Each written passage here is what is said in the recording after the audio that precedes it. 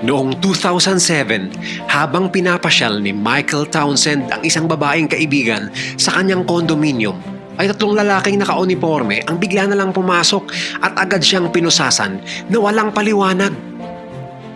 Pero ito ay hindi mga pulis, kundi mga gwardya ng mall. Bakit kaya nila ito ginawa? Yan ay dahil 4 na taong nanirahan si Michael at gumawa pa ng condominium sa loob ng mall na kanilang binabantayan.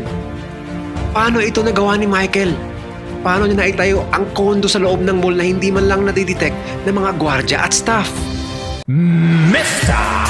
Goodbye!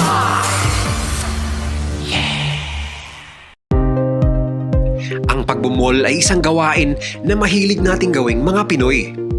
Sa mall kasi ay masarap mamasyal dahil malamig, may libreng wifi, maraming makakainan, pwedeng manood ng sine,